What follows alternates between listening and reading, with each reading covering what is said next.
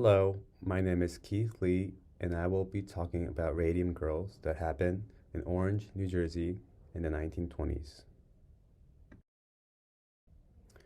Purpose and objectives. I am presenting this case to let you guys understand the causes of Radium Girls incident, demonstrate the effect of radiation exposure and its health outcomes, and the results of the Radium Girls case. I will first start off with a brief story of Radium Girls and its location. Then I will present the danger of radium exposure and its long-term health effects. Lastly, I will show ultimately what happened to them and what has been going on with the site. So, what is the story behind this? In the 1920s, the US Radium Corporation started making luminescent dial watches with undark paint, which used radium to glow itself. The soldiers at World War I needed a watch that can glow in the dark, and the US Radium Corporation won a contract to supply radium dial watches to the military.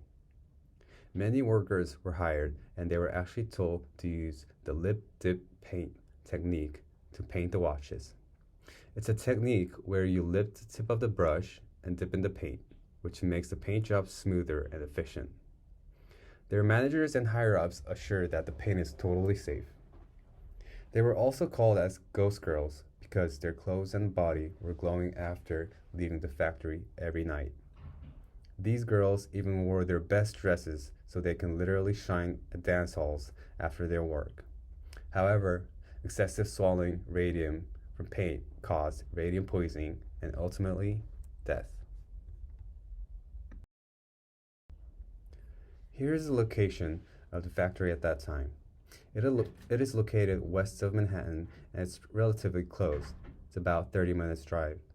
As the map indicates, we can find school, restaurants, and residential areas near the site. So how dangerous is radium? Radium-226 is the one with the Radium Girls incident. As you can see from the table, the half-life is 1600 years. The radiation exposure can cause lymphoma, cancers, and hematopoietic diseases. The routes of exposure is either inhaled or swallowed. For our case, the poor worker swallowed excessive amounts of radium. After swallowing the radium, it circulates the body and stays in the bones. In fact, Amelia Maggie was the first victim and she died in 1922.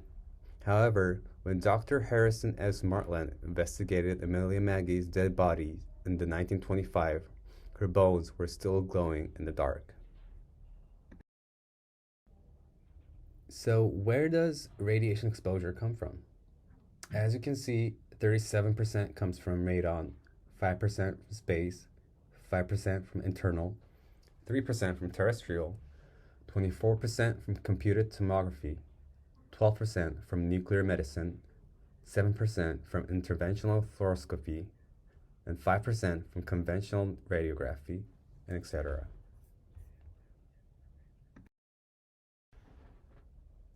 Now we have the bar graphs indicating surface gamma radiation levels and indoor radon concentration level from 1992 report by US EPA.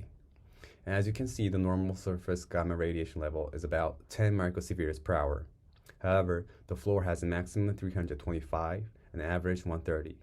The walls have maximum 250. The yard has maximum 150. Also, the normal radon concentration level is about 1.25 picocuries per liter. However, the first and second sample showed 15.9 picocuries per liter. This report is from 1992, almost 70 years after the incident. Imagine the radiation level at that time period. So, what are the total death numbers? In 1922, the first dial painter died. Her jaw literally fell off from her skull. Then in 1929, the U.S. Department of Labor identified 23 deaths attributed to radium poisoning. Then in 1959, 45 deaths were confirmed due to radium poisoning. And then what happened to them? Finally, Lawyer Raymond Berry volunteered to take the case in 1927 and helped the girls. All plaintiffs received $10,000 and all medical and legal expenses were paid off as well. Radium Girls allow scientists to study their dying bodies so the world can know about the dangerous effects of radium poisoning. The case was the first in which an employer was held responsible for the health of the employees and won the right to sue for damage from corporations. The case led to the U.S. government and contributed to organizing the OSHA, Occupational Safety and Health Administration. So, what is the current status of the site now? It became a Superfund site by the US EPA in 1983. EPA installed radiation mitigation systems and gamma radiation shielding at residential and commercial properties. EPA remediated the site and turned the former contamination zone into a park in 1997. Currently, they are still closely monitoring the groundwater as well. Here's a summary of Radium Girls case. U.S. Radium Corporation Orange, New Jersey won a contract to supply radium dial watches to the military. Company hired hundreds of workers and enforced to use lip-dip paint to paint the dials. Workers swallowed radium for a long time and became exposed to radium poisoning. Radium Girls sued the company and eventually won the case and allowed themselves to be published to prevent such case. Company closed in the 1940s, and now the site turned into a park. Here's the reference I used for my presentation. Thank you for watching.